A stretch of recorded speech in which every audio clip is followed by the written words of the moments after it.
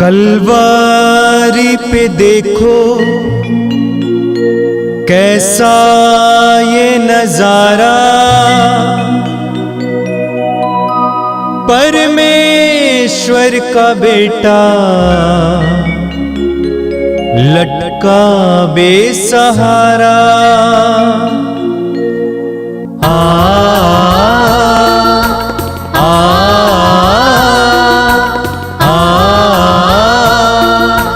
बहती रक्तधारा जिसमें सबको मिले मुक्ति, बहती रक्तधारा जिसमें सबको मिले शांति, बहती रक्तधारा जिसमें सबको मिले मुक्ति, बहती रक्तधारा जिसमें सबको मिले शांति।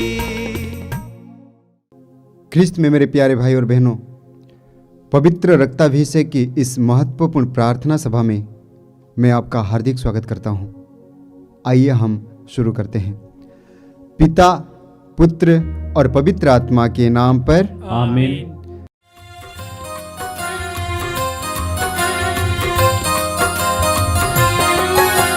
यीशु के बदन से बही जो लहू की धारा, उसमें धुले हमारे पापों के दाग सारे।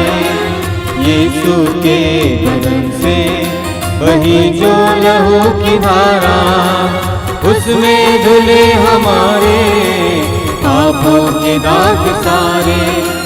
रख ले उसी में आशा, त्यज दे सभी निराशा, यीशु ही हमारे जीवन पार लगाए।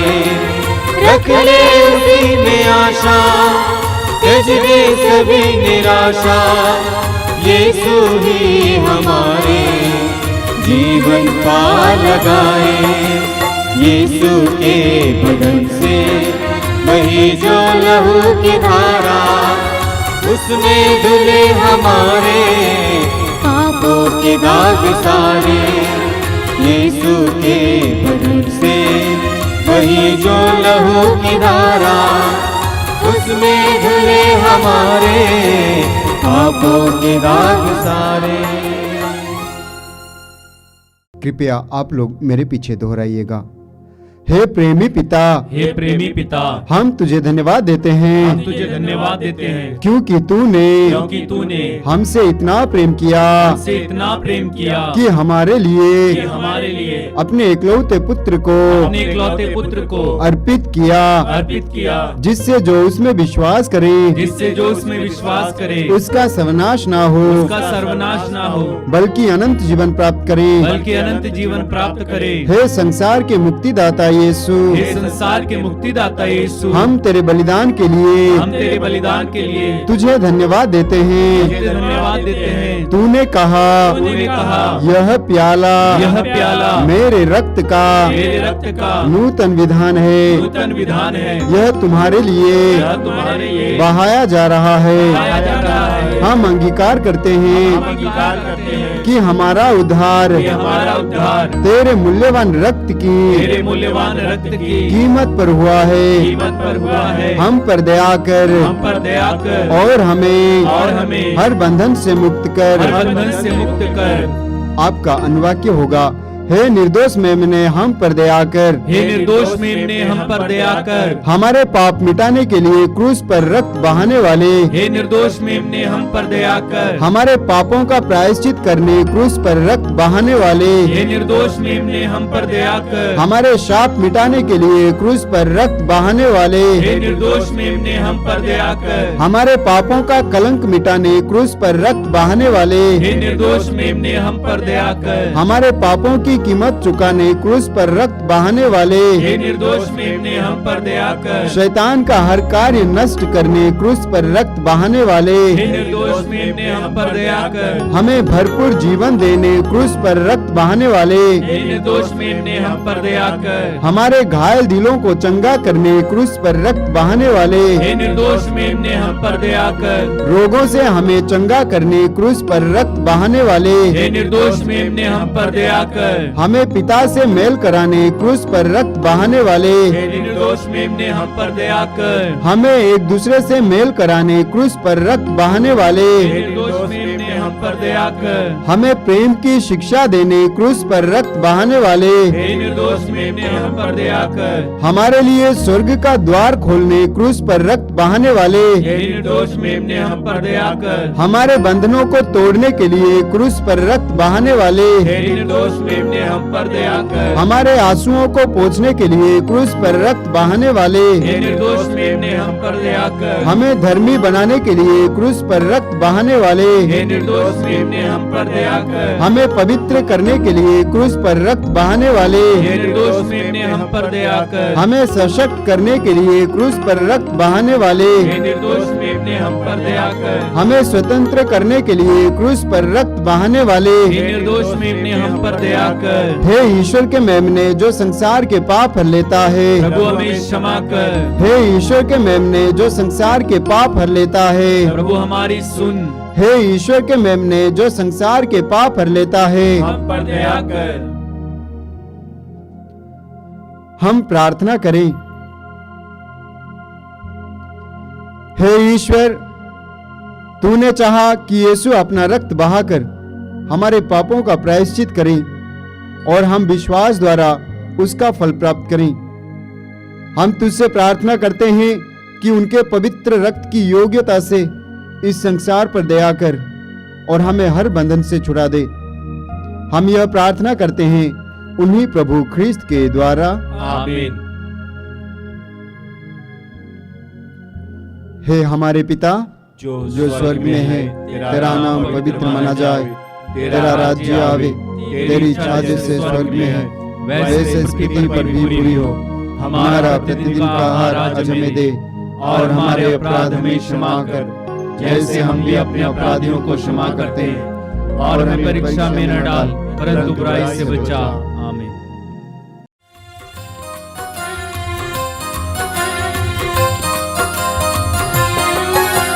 यीशु के बदन से बही जो लहू की धारा, उसमें धुले हमारे पापों के दाग सारे।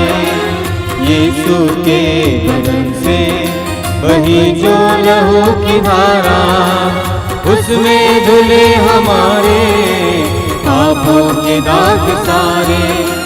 रख ले उसी में आशा, त्यज दे सभी निराशा। यीशु ही हमारे जीवन पार लगाए। रख ले उसी में आशा, त्यज दे सभी निराशा। यीशु ही हमारे जीवन पार लगाए। यीशु के बदन से बही जो लहू की धारा, उसमें धुले हमारे पापों के दाग सारे।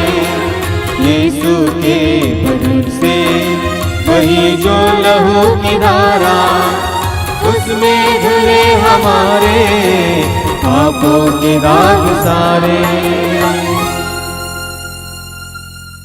आइए हम प्रार्थना करें। हम अपने मन और हृदय को इस समय पूरी तरह से प्रभु में एकाग्र करें। अपनी आंखें बंद कीजिए, अपनी सारी व्यस्तताओं को दूर रखिए,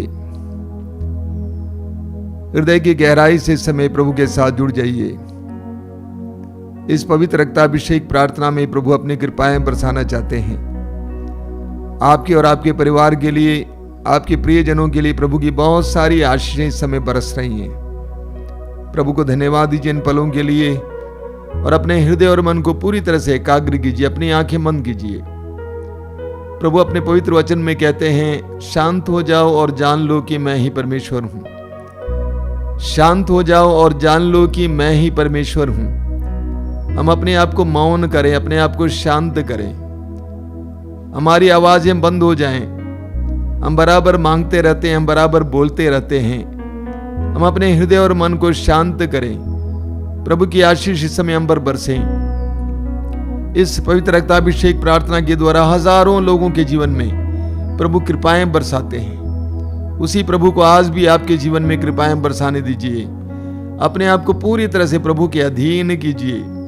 जिस तरह मिट्टी कुम्हार के हाथ में पूरी तरह से अधीनस्थ रहती है, उसी तरह अपने आप को प्रभु के अधीन कीजिए। The Lord wants to work wonders in your life right now. प्रभु आपके जीवन में चमत्कार और चिन्ह प्रकट करना चाहते हैं। उसके लिए अपने आप को पूरी तरह से प्रभु के अधीन कीजिए। बोलिए, प्रभु मैं अपने आप को तेरे हाथ में समर्पित करता हूँ। मैं अपने जीवन को तेरे हाथ में समर्पित करता हूँ। मेरे जीवन की एक एक समस्या को तेरे हाथ में समर्पित करता हूँ। मेरी एक एक पीड़ा को तेरे हाथ में समर्पित करता हूँ। मेरे परिवार की समस्याओं को तेरे हाथ में समर्पित करता हूँ। प्रभु मैं जानता हूँ कि मैं दुर्बल हूँ, मैं कमजोर हूँ, मैं कुछ नहीं कर सकता हूँ। मैं अपने आप को तेरे हाथ में समर्पित करता हूँ यीशु। मैं अपने आप को तेरे अधीन करता हूँ। पवित्र आत्मा को भेजकर मेरे जीवन में कार्य कर प्रभु यीशु।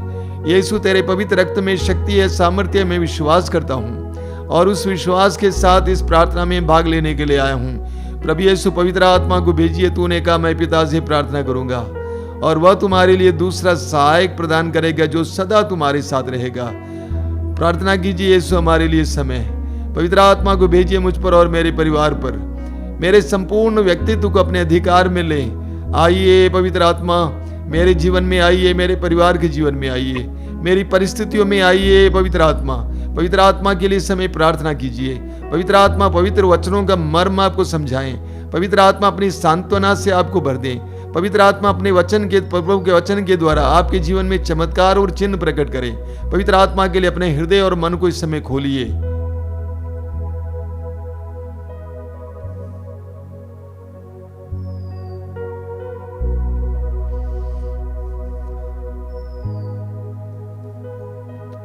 अपनी आंखें खोलिए। मेरे प्रिय भाई और बहनों, पवित्र रक्ताभिषेक की इस प्रार्थना को हम जारी रखते हैं क्योंकि हमने देखा है कि इस प्रार्थना के द्वारा सैकड़ों हजारों लोगों के जीवन में प्रभु अपनी आशीषें बरसाते हैं। और आज भी आशीष का दिन है, विश्वास करना। आज भी प्रभु आपके जीवन में कार्य करने जा रहे हैं, विश्वास करना। पवित्र वचनों को ध्यानपूर्वक सुनिए, उसको ग्रहण कीजिए।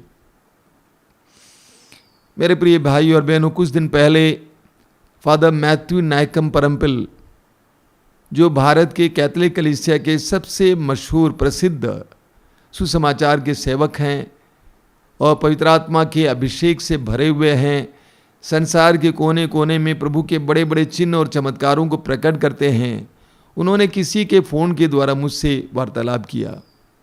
जब उनको पता चला कि मैं गिरा हूँ और मैं कमज़ोरी में हूँ, परेशानी में हूँ, तो उन्होंने काफ़ी देर तक बात की। बातचीत के दौरान उन्होंने मुझसे पूछा कि आपकी क्या समस्या है, क्या पीड़ा है। सारी बातें सुनने के बाद उन्होंने मुझे ये प्रेरणा दी, ये सलाह दी, आप इस प्रकार प्रार्थना कीजिए। हे अब्बा पिता, मैं अपने अतीत के दुखों को, वर्तमान के दुखों को और भविष्य के दुखों को यीशु के दुखों के साथ जोड़कर तथा आज संसार भर में जितने मिस्सा बलिदान चढ़ाए गए हैं उन मिस्सा बलिदानों के साथ जोड़कर समस्त संसार के करोड़ों लोगों के उद्धार के लिए, चंगाई के लिए, पवित्र आत्मा के अभिषेक के लिए तुझे समर्पित करता हूँ। उन्होंने कहा कि इस प्रार्थना को बार बार आप दोहराते जाइए। क्या प्रार्थना है? अब्बा पिता, मेरे अतीत के दुखों को, वर्तमान के दुखों को और भविष्य के दुखों को यीशु के दुखों के साथ जोड़कर तथा संसार भर में आज के दिन जितने मिस्सा बलिदान चढ़ाए गए हैं उनके साथ जोड़कर संसार के करोड़ों लोगों के उद्धार के लिए, चंगाई के लिए, बंधनों से मुक्ति के लिए और पवित्र आत्मा के अभिषेक के लिए मैं तुझे चाहता हूँ। मेरे प्रिय भाई और बहनों, हमारे दुखों में बहुत बड़ा सामर्थ्य है, बहुत बड़ी शक्ति है। धर्म ग्रंथ हमें बताता है, इसायास नबी अध्याय 53 में लिखा हुआ है, उसके घावों द्वारा हम भले चंगे हो गए हैं। उसके घावों द्वारा हम भले चंगे हो गए हैं। पेतरुस अपने पहले पत्र के अध्याय 2 वाक्य 24 में इसी बात को दोहराते हैं और कहते हैं, उनके घावों द्वारा हम भले चंगे हो गए हैं। आप भले चंगे हो गए हैं। यीशु के एक एक घाव द्वारा हम भले चंगे हो गए हैं। यानी यीशु का एक एक घाव मूल्यवान है, कीमती है। यीशु के एक एक घाव के द्वारा हम भले चंगे होते हैं, उनके दुख भोग और मृत्यु के द्वारा हमारा उद्धार होता है। यानी यीशु के दुखों, दुख भोग और घावों में बहुत बड़ी शक्ति है, सामर्थ्य है हमारे उद्धार के लिए, हमारी चंगाई के लिए। यीशु के घावों द्वारा हम भले चंगे हो गए हैं। प्रभु यीशु ने बहुत सारी प्रार्थनाएं की, लेकिन मेरा विश्वास है कि प्रभु यीशु की वो अंतिम प्रार्थना जो क्रूस पर से उन्होंने की, उस प्रार्थना में बहुत बड़ी शक्ति है। जब वे क्रूस पर जड़े हुए थे, क्रूस पर टंगे हुए थे, जमीन और आसमान के बीच में उस धूप में टंगे हुए थे, असह्य पीड़ा झेल रहे थे, मुंह से एक भी शब्द नहीं निकल रहा था, शरीर कांप रहा था दुख और पीड़ा के कारण। उस समय प्रभु यीशु ने प्रार्थना की, हे पिता इन्हें क्षमा कर, क्योंकि ये नहीं जानते हैं ये क्या कर रहे हैं। मैं सोचता हूं कि प्रभु यीशु की सारी प्रार्थनाओं में सबसे शक्तिशाली प्रार्थना यह रही। दुख के बीच, पीड़ा के बीच यीशु ने प्रार्थना की, उन सारे दुखों को जोड़ते हुए, हे पिता इन्हें क्षमा कर, क्योंकि ये नहीं जानते कि ये क्या कर रहे हैं। दुख और पीड़ा से भरे यीशु की उस प्रार्थना में बहुत बड़ी शक्ति थी। ये मेरा विश्वास है, मेरी धारणा है। हम संत पौलुस को सुनेंगे।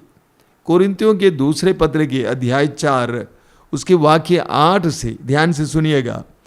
पौलुस कहते हैं, हम कष्टों से घिरे रहते हैं परंतु कभी हार नहीं मानते, हम परेशान होते हैं परंतु कभी निराश नहीं होते, हम पर अत्याचार किया जाता है किंतु हम अपने को परित्यक्त नहीं पाते, हमको पछाड़ दिया जाता है परंतु हम नष्ट नहीं होते, हम हर समय अपने शरीर में ईसा के दुख भोग तथा मृत्यु का अनुभव करते हैं, जिससे ईसा का जीवन भी हमारे शरीर में प्रत्यक्ष हो जाए। हमें जीवित रहते हुए ईसा के कारण निरंतर मृत्यु का सामना करना पड़ता है, जिससे ईसा का जीवन भी हमारे नश्वर शरीर में प्रत्यक्ष हो जाए। इस प्रकार हम में मृत्यु क्रियाशील है और आप लोगों में जीवन। पौलुस ये बताना चाहते हैं, हमारे जीवन में हमें कई प्रकार के कष्टों का सामना करना पड़ता है, अत्याचार सहना पड़ता है। प्रतिदिन हर समय हमें अपने जीवन में मृत्यु का अनुभव करना पड़ता है, लेकिन इसके द्वारा आप में जीवन का विकास होता है। यानी संत पौलुस कहते हैं कि हमारी मृत्यु, हमारे दुखों के द्वारा आप में जीवन विकसित होता है, आप में जीवन आता है। वाक्य 15 को सुनिएगा। वाक्य 15 में संत पौलुस कह रहे हैं, सब कुछ आप लोगों के लिए हो रहा है, ताकि जिस प्रकार बहुतों में कृपा बढ़ती जाती है, उसी प्रकार ईश्वर की महिमा के लिए धन्यवाद की प्रार्थना करने वालों की संख्या बढ़ती जाए। एक बार और सुनिए, पौलुस कहते हैं ये सारे दुख, सब कुछ आप लोगों के लिए हो रहा है। अंत में लिखते हैं, ईश्वर की महिमा के लिए धन्यवाद की प्रार्थना करने वालों की संख्या बढ़ती जाए। पौलुस कहते हैं ये सारे दुख, कष्ट, अत्याचार हम झेलते हैं आपके लिए, ताकि ईश्वर को धन्यवाद की प्रार्थना चाहने वालों की संख्या बढ़ जाए। कौन धन्यवाद की प्रार्थना चाहता है? जिसको आशीष मिलती है, अनुग्रह मिलता है, अभिषेक मिलता है, उद्धार मिलता है, चंगाई मिलता है, वह धन्यवाद की प्रार्थना चाहता है। पौलुस कहते हैं हमारे दुखों, कष्टों, अत्याचारों के द्वारा आपको चंगाई मिल रही है, आपको जीवन मिल रहा है, आपको अनुग्रह मिल रहा है, आपको आशीष मिल रही है, और आप ईश्वर को धन्यवाद की प्रार्थना चढ़ा रहे हैं। पौलुस कहना चाहते हैं कि हमारे दुख व्यर्थ नहीं है, हमारे दुख व्यर्थ में नहीं जाता है, बल्कि हमारे दुखों के द्वारा आपको कृपाएं मिल रही हैं। जानते हैं मेरे भाई और बहनों, आपके हर एक दुख के द्वारा आपको आपके परिवार को, समाज को, कलीसिया को और इस संसार में हजारों लोगों को कृपाएं मिल रही हैं। आपके दुखों के द्वारा हजारों लोगों को कृपाएं मिल रही हैं। एक बार मैं स्वर्गीय डीजीएस दिनकरन जी का साक्ष्य सुन रहा था। उन्होंने उनकी संस्था के बारे में बताया और विशेष करके उनकी जो कारुण्या नामक एक बहुत बड़ा कॉलेज बना हुआ है, इंजीनियरिंग इंस्टीट्यूट बना हुआ है, उसके बारे में बताया।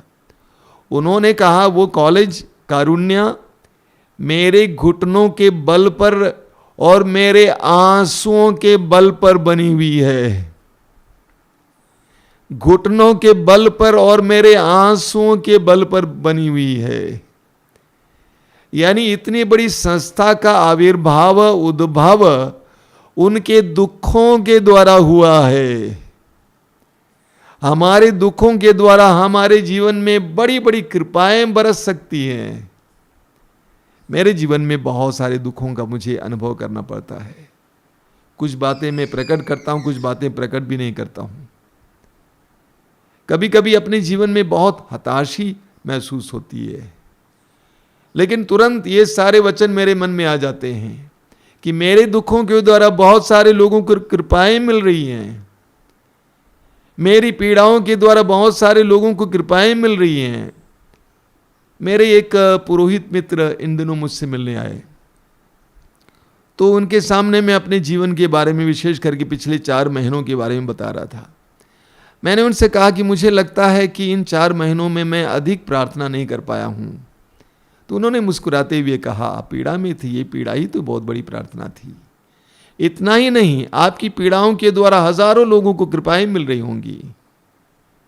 हमारी पीड़ाओं के द्वारा हजारों लोगों को कृपाएं मिलेंगी, लेकिन उसके लिए आवश्यक है कि हम अपने दुखों को स्वीकार करें और आनंद के साथ स्वीकार करें। संत पौलुस को सुनिए। संत पौलुस कोरिन्थियों के दूसरे पत्र के अध्याय 12 उसके वाक्य 10 में क्या कहते हैं, ध्यान से सुनिए। मैं बड़ी खुशी से अपनी दुर्बलताओं पर गौरव करूंगा। देखिए, मैं बड़ी खुशी से अपनी दुर्बलताओं पर गौरव करूंगा, जिससे मसीह का सामर्थ्य मुझ पर छाया रहे। मैं मसीह के कारण अपनी दुर्बलताओं पर, अपमानों, कष्टों, अत्याचारों और संकटों पर गर्व करता हूं, क्योंकि मैं जब दुर्बल हूं तभी बलवान हूं। पौलुस कहते हैं कि मैं बड़ी खुशी से अपनी दुर्बलताओं पर गौरव करूंगा। मैं अपनी दुर्बलताओं को, कष्टों को बड़ी खुशी से ग्रहण करूंगा, गर्व के साथ ग्रहण करूंगा। जब हम भी अपने जीवन में जो दुख पीड़ाएं आती हैं उसको आनंद के साथ ग्रहण करेंगे, उसके लिए प्रभु को धन्यवाद देना सीखेंगे, तो हमारी पीड़ाएं, हमारे दुख हमारे लिए और दूसरों के लिए, हमारे परिवार के लिए उद्धार, मुक्ति, चंगाई और कृपा का माध्यम बनेगा। मेरे एक पुरोहित मित्र कुछ दिन पहले आए थे। उन्होंने एक बहुत सुंदर कहानी मुझे सुनाई। कहानी एक चिड़िया की है।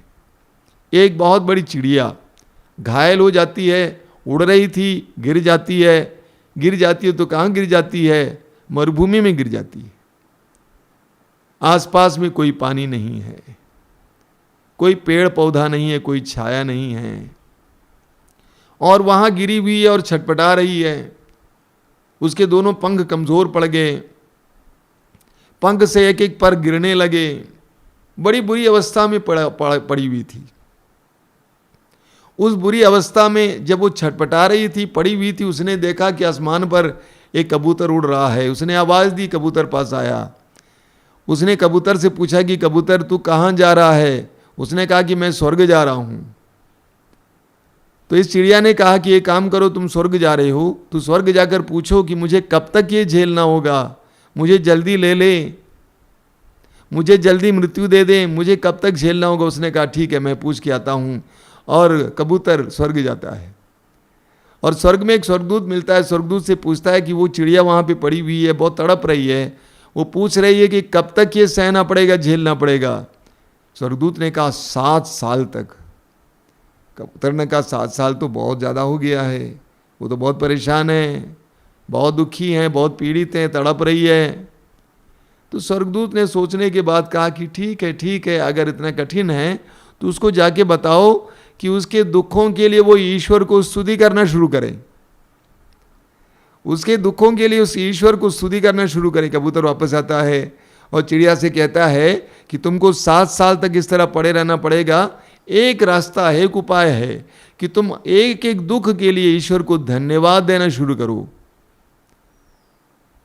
कई दिनों के बाद कबूतर वहां से फिर एक बार उड़ रहा था। उसने देखा कि वो चिड़िया चंगी हो गई है और उसके चारों ओर हरियाली है, कुछ जल है। तो चिड़िया कबूतर गया स्वर्ग और स्वर्ग में जाकर स्वर्गदूत से पूछा कि आपने कहा कि 7 साल तक उसको झेलना पड़ेगा, लेकिन परिस्थिति तो बदल गई है। तो स्वर्गदूत ने कहा परिस्थिति बदल गई इसलिए कि उसने ईश्वर की स्तुति करना शुरू किया। एक छोटी सी कहानी है, लेकिन इस कहानी में बहुत बड़ा मर्म छिपा हुआ है, बहुत बड़ा रहस्य छिपा हुआ है। बारूक के ग्रंथ के अध्याय 5 में हम पढ़ते हैं, प्रभु कहते हैं यरूशलेम अपने शोक और संताप के वस्त्र उतार और सदा के लिए ईश्वर की महिमा का सौंदर्य धारण कर। प्रभु कहते हैं यरूशलेम अपने शोक और संताप का वस्त्र उतार, रोना धोना बंद कर, अपने शोक और संताप के वस्त्र को उतार और ईश्वर की महिमा का सौंदर्य धारण कर। ईश्वर की महिमा करना शुरू कर, ईश्वर की स्तुति करना शुरू कर। हमारे जीवन के दुख और पीड़ाएं उस समय हमारे लिए कृपा के माध्यम बन जाएंगे जब हम रोना धोना बंद करेंगे और उन सारी पीड़ाओं के लिए ईश्वर की स्तुति करना शुरू करेंगे। हम दानियल के ग्रंथ के अध्याय 3 में दानियल के 3 मित्रों के बारे में पढ़ते हैं जो जलती हुई भट्टी में डाले गए थे। आप जानते हैं बाबुल का राजा नेबूकदनेस्सर ने यरूशलेम पर आक्रमण किया। आप जानते हैं बाबुल के राजा नेबूकदनेस्सर ने यरूशलेम पर आक्रमण किया और यरूशलेम को तहस नहस कर दिया और वहाँ से बहुत सारे यहूदियों को, हृष्ट पुष्ट यहूदियों को, बुद्धिमान यहूदियों को गुलाम बनाकर अपने देश ले गया और उस गुलामी में जी रहे बहुत सारे यहूदियों को ये प्रेरित किया कि वे मूर्ति पूजा करें। राजा ने एक बहुत बड़े विशाल काय सोने की मूर्ति बनवाई और उसने आदेश दिया कि सभी लोग उसकी आराधना करेंगे, उसकी पूजा करेंगे। लेकिन दानियल के 3 मित्र इनकार करते हैं, वे उसकी आराधना करने के लिए तैयार नहीं होते हैं और राजा क्रुद्ध होकर उनको जलती हुई भट्टी में डाल देते हैं। राजा क्रुद्ध होकर उनको जलती हुई भट्टी में डाल देते हैं। लेकिन उस समय से जब वे उस भट्टी में डालेंगे उस समय से वचन में आप पढ़ेंगे वे ईश्वर की महिमा करने लगे, सर्वशक्तिमान परमेश्वर की महिमा करने लगे, स्वर्ग और पृथ्वी को बनाने वाले परमेश्वर की महिमा करने लगे, इब्राहिम, इसहाक और याकूब के ईश्वर की महिमा करने लगे और वे स्तुति कर रहे थे। कुछ देर के बाद राजा बैठा हुआ था, देख रहा था। राजा ने अपने लोगों से पूछा कि हमने कितने लोगों को भट्टी में डाला था। उन्होंने कहा 3 जन को। राजा ने कहा कि ये चौथा व्यक्ति कौन है? स्वर्गदूत जैसा दिख रहा है। और राजा ने दानियल की 3 मित्रों को बाहर बुलाया और उनके शरीर पर एक भी घाव नहीं था, जले नहीं, पूरी तरह से स्वस्थ थे। इतनी बड़ी जलती हुई भट्टी में वे स्वतंत्र बने रहे, वे सुरक्षित बने रहे। क्यों? उस स्तुति के द्वारा। हम बार बार इसके बारे में मनन चिंतन करते हैं। स्तुति के द्वारा, स्तुति हमारे चारों ओर एक कवच की तरह बन जाती है।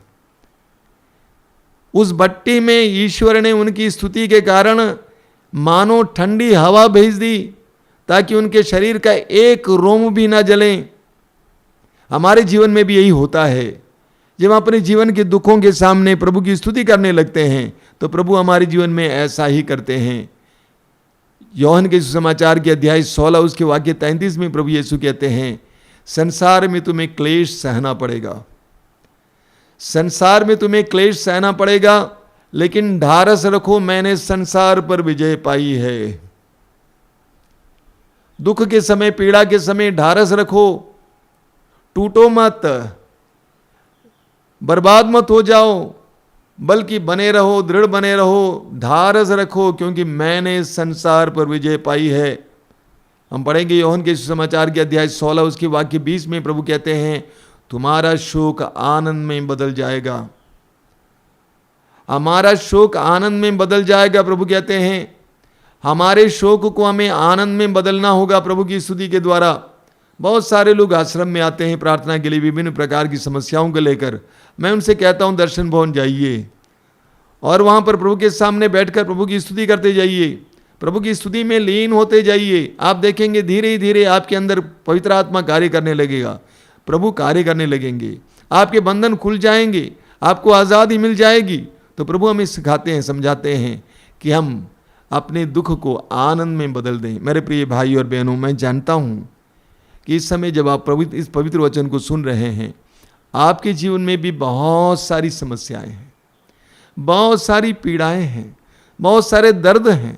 जब हम दर्द से गुजरते हैं उस समय आसान नहीं है उसको स्तुति में बदलना, लेकिन जो उसको स्तुति में बदल देता है उसके जीवन में चमत्कार और चिन्ह प्रकट होते हैं। आज हम अपने जीवन के सारे दुखों को आशीष में बदल दें। हमारे दुख आशीष में तब बदलेंगे जब हम अपने दुखों को ग्रहण करेंगे और उसके लिए प्रभु को धन्यवाद देते जाएंगे, प्रभु की स्तुति करते जाएंगे। आइए हम प्रार्थना करें। अपनी आंखें बंद कीजिए, अपने जीवन के एक एक दुख को इस समय याद कीजिए, अपने जीवन के एक एक पीड़ा को इस समय याद कीजिए, परिवार की समस्याओं को याद कीजिए। हो सकता है गरीबी हो, तंगी हो, बेरोजगारी हो, परिवार में टूटापन हो, परिवार में अशांति हो, कोई मुकदमा हो, कर्ज हो। एक एक दुख को इस समय याद कीजिए और एक एक दुख के लिए प्रभु को धन्यवाद देने के लिए सीखिए। ये विश्वास कीजिए कि आपके दुखों के द्वारा आपके परिवार में और अन्य लोगों के जीवन में कृपाएं बरसेंगी। ये विश्वास कीजिए कि आपके दुखों के द्वारा, आपकी पीड़ाओं के द्वारा आपके ही जीवन में कृपाएं बरसेंगी। उन सारे दुखों और पीड़ाओं को इस समय ग्रहण कीजिए। आंखें बंद कीजिए, हृदय खोलकर उन सारे दुखों और पीड़ाओं को ग्रहण कीजिए और प्रभु से कहिए कि प्रभु धन्यवाद, धन्यवाद, धन्यवाद। अय्यूब की तरह जिसने सब कुछ गंवाया था, अपने बच्चों को भी गंवाया था, तब भी उसने कहा ईश्वर ने दिया, ईश्वर ने वापस ले लिया। ईश्वर की स्तुति हो, ईश्वर का नाम धन्य है। इस समय अपने जीवन के सारे दुखों के लिए प्रभु को धन्यवाद देते जाइए।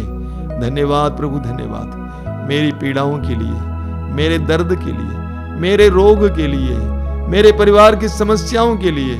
धन्यवाद यीशु, धन्यवाद, धन्यवाद यीशु, धन्यवाद, धन्यवाद यीशु, धन्यवाद।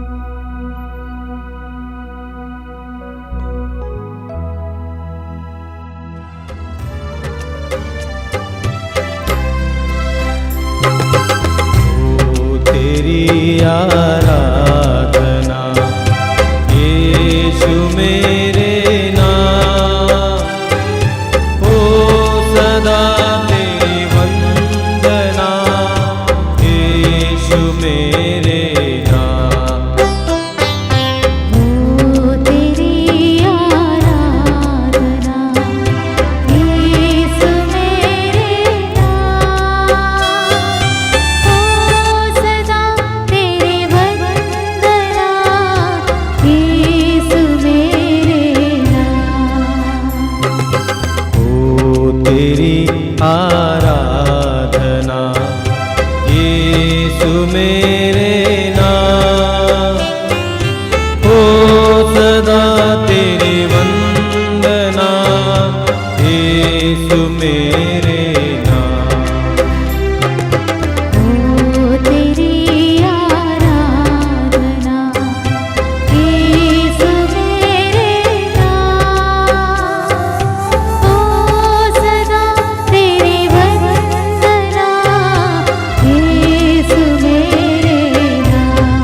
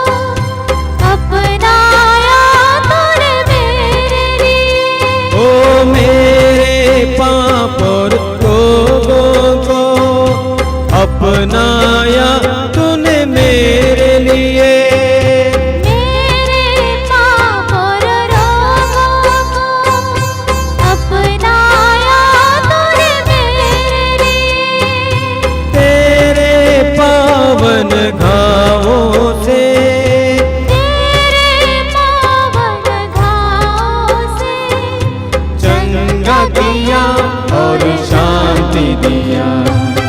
हो तेरी आराधना यीशु मेरे नाम। ओ सदा तेरी वंदना यीशु मेरे नाम। ओ तेरी आराधना यीशु मेरे नाम। ओ सदा तेरी वंदना यीशु मेरे नाम।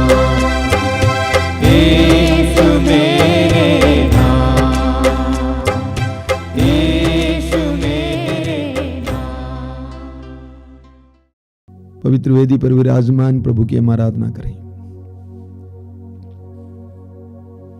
करुणा के स्रोत, जीवन के स्रोत, मनुष्यों का ख्याल करने वाले उस महान, सर्वशक्तिमान, शक्तिशाली, प्रेमी प्रभु की हम आराधना करें। आंखें बंद कीजिए, हृदय खोलिए। सभी संतों, स्वर्गदूतों के साथ हम उनकी आराधना करें। सारी मानव जाति के साथ हम उनकी आराधना करें। अनवरत उनकी महिमा गाने वाले सभी संतों, स्वर्गदूतों के साथ हम उनकी आराधना करें। संसार भर के लाखों करोड़ों विश्वासियों के साथ जो सतत प्रभु से जुड़े हुए हैं, प्रभु की आराधना करें। हजारों प्रार्थना योद्धाओं के साथ जो संसार के कोने कोने में निरंतर जनता की आवश्यकताओं को प्रभु की ओर उठाते हैं, उनके साथ प्रार्थना करें, धन्यवाद या आराधना करें। न्याय के लिए लड़ने वाले हजारों लाखों प्रभु के योद्धाओं के साथ मिलकर हम प्रभु की आराधना करें। प्रभु के लिए अत्याचार सहने वाले हजारों लाखों विश्वासियों और मसीहियों के साथ हम प्रभु की आराधना करें। दर्द पीड़ा में जी रहे लाखों करोड़ों मानवों के साथ हम प्रभु की आराधना करें। वह हमारी आराधना के योग्य है, हमारी स्तुति के योग्य है। वही एकमात्र हमारी स्तुति और आराधना के योग्य है। उनकी आराधना करें। स्वर्ग से हमारी ओर अपनी दृष्टि दौड़ाने वाले यीशु, हमारे बीच में उतर आने वाले यीशु, हमारी परिस्थिति में हमारे परिस्थिति के सहभागी होने वाले यीशु, उस महान प्रभु की हम आराधना करें। ये पवित्र समय है मेरे भाई और मेरी बहनों। प्रभु की उपस्थिति इस समय आपके चारों ओर है। अपने आप को पूरी तरह से प्रभु के हवाले कर देना। मौन हो जाइए, शांत हो जाइए। अपने सारी टेंशन और तनाव को प्रभु के सामने डालिए, रखिए। आराम से बैठिए, समय या घुटना टेकिए, आपके ऊपर निर्भर है। प्रभु में लीन हो जाइए। आप चिंता करते करते अपने जीवन के क्यों परेशान करते हैं? उसके बदले कुछ समय प्रभु के पास आइए। अपने जीवन की वास्तविकताओं को प्रभु के सामने खोल कर रखिए। प्रभु यीशु ने स्वयं हमसे कहा, चिंता करने से तुम में से कौन अपनी आयु को पल भर भी बढ़ा सकता है? ऐसा नहीं कर सकते हैं हम, तो हम क्यों चिंता करते हैं? उसके बदले हम प्रार्थना करें, प्रभु के सामने अपनी परिस्थितियों को लावें। वचन में बताया गया है, मनुष्यों पर भरोसा रखने की अपेक्षा ईश्वर की शरण जाना अच्छा है। आइए मेरे भाई और बहनों, ईश्वर की शरण आइए, प्रभु की शरण आइए, प्रभु के पास आइए। बोलिए, प्रभु मैं टूटा हूं, मैं घायल हूं, मैं हार गया हूं, मैं थक गया हूं, मैं तेरी शरण आया हूं। तूने आवाज दी, थके मांदे बोझ से दबे लोगों, तुम सबके सब मेरे पास आओ, मैं तुम्हें विश्राम दूंगा। मैंने तेरी आवाज को सुन लिया, और तेरी आवाज को सुनकर मैं जवाब में आया हूं प्रभु। तेरे दरबार में, तेरे सानिध्य में आया हूं। मैं विश्वास करता हूं कि तू मेरे तनाव को, थकान और बोझ को उतार कर मुझे विश्राम देगा, शांति देगा, मेरी समस्याओं का निवारण देगा। मैं विश्वास करता हूं यीशु। आइए आइए आइए मेरे भाइयों बहनों, गॉड लव्स यू। प्रभु आपको प्यार करते हैं। आप निसंकोच प्रभु के पास आ सकते हैं, बेधड़क प्रभु के पास आ सकते हैं। वो हमें दंड नहीं देते हैं, बल्कि हमारा दंड अपने ऊपर लेते हैं। आइए प्रभु के सामने आए, अपने दर्द पीड़ाओं को लेकर आएंगे। हम स्तोत्रकार के साथ मिलकर गाएंगे, प्रार्थना करेंगे। मेरे पीछे दोहराते जाइए। मैं अपनी आंखें पर्वतों की ओर उठाता हूँ। मैं अपनी आंखें पर्वतों की ओर उठाता हूँ। क्या वहां से मुझे सहायता मिलेगी? जिसने स्वर्ग और पृथ्वी को बनाया है, वही प्रभु मेरी सहायता करता है। वही प्रभु मेरी सहायता करता है। वह तुम्हारा पैर फिसलने ना दे, तुम्हारा रक्षक ना सोए, न इस्राएल का रक्षक न तो सोता है और न झपकी लेता है। प्रभु ही तुम्हारे रक्षक है। प्रभु ही तुम्हारे रक्षक है। वह छाया की तरह तुम्हारे दाहिने रहता है। वह छाया की तरह तुम्हारे दाहिने रहता है। न तो दिन में सूर्य से तुम्हारी कोई हानि होगी और न रात में चंद्रमा से। प्रभु तुम्हें हर बुराई से बचाएगा। वह तुम्हारी आत्मा की रक्षा करेगा। तुम जहाँ कहीं भी जाओगे, प्रभु तुम्हारी रक्षा करेगा। तुम जहाँ कहीं भी जाओगे, प्रभु तुम्हारी रक्षा करेगा, अभी और अनंत काल तक। Hallelujah, hallelujah, hallelujah, hallelujah, hallelujah. अपने जीवन को प्रभु को समर्पित कीजिए। अपने आप को प्रभु के हवाले कीजिए। अपने परिवार को प्रभु के हवाले कीजिए। अपनी परिस्थिति को प्रभु के हवाले कीजिए। 2 दिन पहले 2 बहनें बहुत दूर से यहां पे आई। एक बहन मेरे पैरों पर गिरकर रो रही थी। वह कह रही थी मेरी बेटी को बचाइए। उनकी बेटी के दोनों गुर्दे खराब हो गए। डॉक्टरों ने कहा कि हम कुछ नहीं कर सकते हैं, शरीर फूल गया है। ऐसी परिस्थिति हमारे जीवन में आती है। प्रभु के शरण आ जाएं, प्रभु के हाथ में समर्पित करें। इस समय आप में से जो रोगी हैं, इस समय अपने रोग को प्रभु के अधीन करें। हम इस समय प्रार्थना करेंगे। हम सभी मिलकर प्रार्थना करेंगे रोगियों के लिए। प्रभु यीशु ने हमें आदेश दिया कि हम रोगियों के लिए प्रार्थना करें, रोगियों को चंगा करें। प्रभु के आदेश के अनुसार हम इस समय रोगियों के लिए प्रार्थना करेंगे।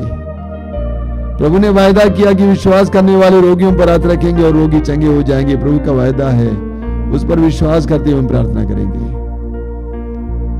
आप में से जो रोगी हैं, शारीरिक रोगी हैं, अपने रोग, दर्द, पीड़ा को प्रभु को समर्पित कीजिए।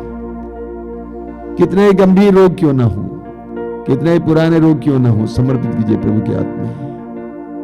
प्रभु आपको प्यार करते हैं, वो आपको कभी छोड़ नहीं सकते। प्रभु ने कहा निरोगों को निरोगियों को वैद्य की जरूरत होती है। प्रभु यीशु वैद्यों के वैद्य हैं, डॉक्टरों के डॉक्टर हैं। अपनी परिस्थिति को प्रभु के हाथ में दीजिए। अपने दोनों हाथों को खुला रखिए और इस समय स्वतंत्र होकर प्रभु की स्तुति करते जाना। प्रभु यीशु को अपने पवित्र रक्त की विशेष योग्यता से, विशेष सामर्थ्य के द्वारा आपके शरीर में कार्य करने देना। आपके शरीर के रग रग को प्रभु को स्पर्श करने और चंगे करने देना। आइए हम एक साथ प्रभु की स्तुति और आराधना करते जाएंगे। Hallelujah, hallelujah, hallelujah.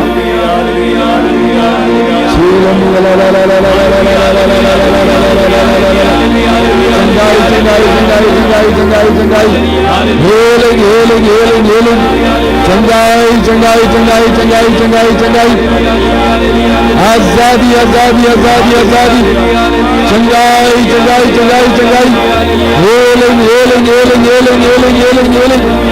Hallelujah, hallelujah,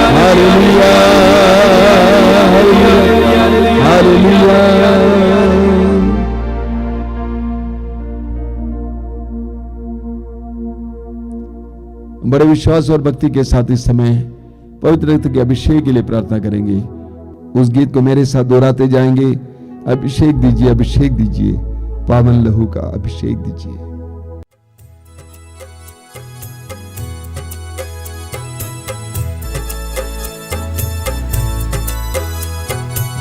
अभिषेक दीजिए, अभिषेक दीजिए, पावन लहू का अभिषेक दीजिए। अभिषेक दीजिए, अभिषेक दीजिए, पावन लहू का अभिषेक दीजिए।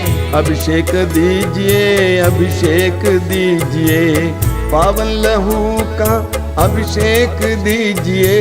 अभिषेक दीजिए, अभिषेक दीजिए, पावन लहू का अभिषेक दीजिए।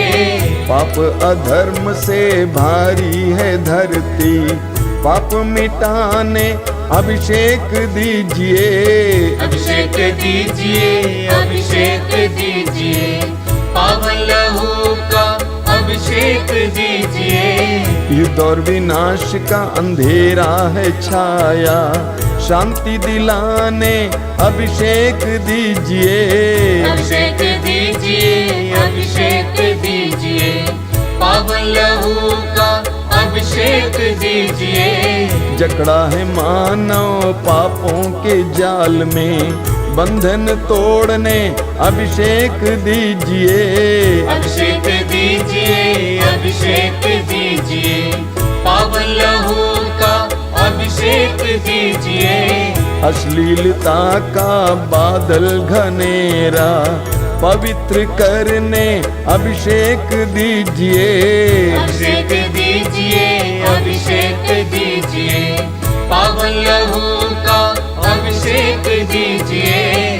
पाप मिटाने शाप मिटाने पावन लहू का अभिषेक दीजिए। अभिषेक दीजिए, अभिषेक दीजिए, पावन लहू का अभिषेक दीजिए। रोग मिटाने शोक मिटाने पावन लहू का अभिषेक दीजिए। अभिषेक दीजिए, अभिषेक दीजिए, पावन लहू का अभिषेक दीजिए। नशे की आत्मा सताए तेरे जन को छुटकारा देने अभिषेक दीजिए। अभिषेक दीजिए, अभिषेक दीजिए, पावन लहू का अभिषेक दीजिए। पावन लहू से धरती को धोने अभिषेक दीजिए, अभिषेक दीजिए।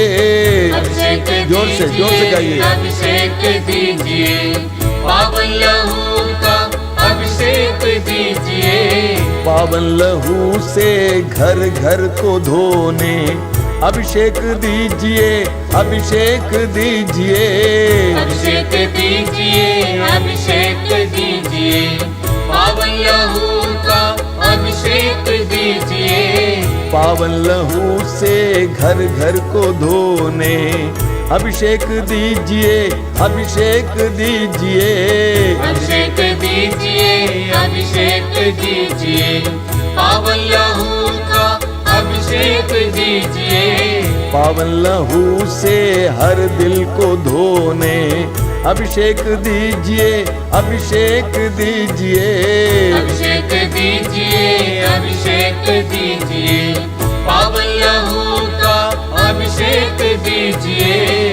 पावन लहू से हर तन को धोने अभिषेक दीजिए, अभिषेक दीजिए।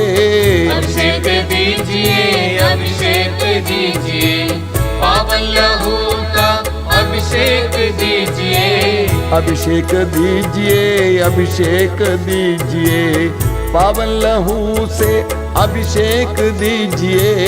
अभिषेक दीजिए, अभिषेक दीजिए, पावन लहू का अभिषेक दीजिए। अभिषेक दीजिए, अभिषेक दीजिए, पावन लहू का अभिषेक दीजिए, अभिषेक दीजिए, अभिषेक दीजिए, बार बार पावन लहू बार बार अभिषेक दीजिए, एक साथ गाते जाएंगे। अभिषेक दीजिए, अभिषेक दीजिए, पावन लहू का अभिषेक दीजिए, अभिषेक दीजिए, अभिषेक दीजिए, पावन लहू का अभिषेक दीजिए, अभिषेक दीजिए, अभिषेक दीजिए, पावन लहू का अभिषेक दीजिए।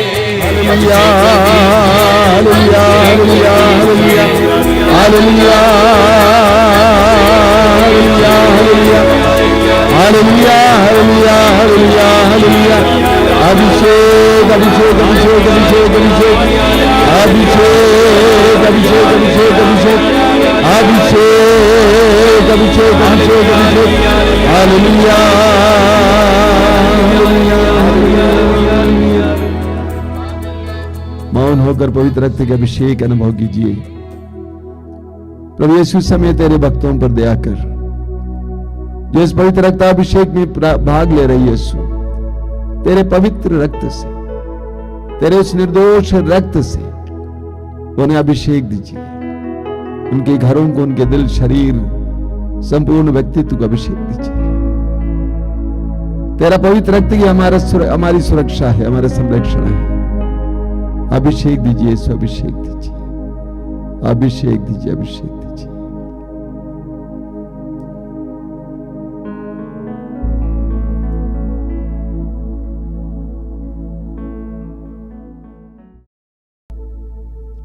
हम प्रभु की आशीष ग्रहण करें।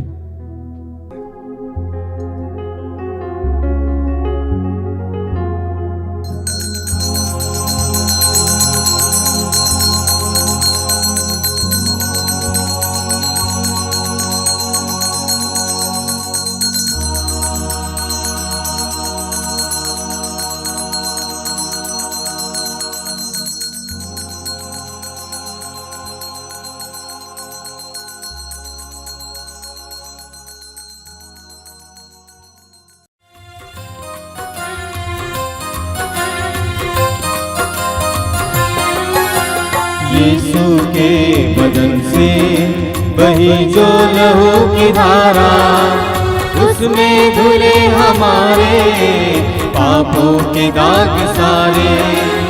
यीशु के बदन से बही जो लहू की धारा, उसमें धुले हमारे पापों के दाग सारे।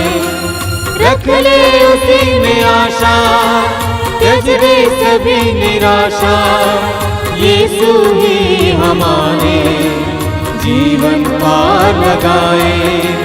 रख ले उसी में आशा, त्यज दे सभी निराशा। यीशु ही हमारे जीवन पार लगाए। यीशु के बदन से बही जो लहू की धारा, उसमें धुले हमारे पापों के दाग सारे। यीशु के बदन से बही जो लहू की धारा, उसमें धुले हमारे पापों के दाग सारे।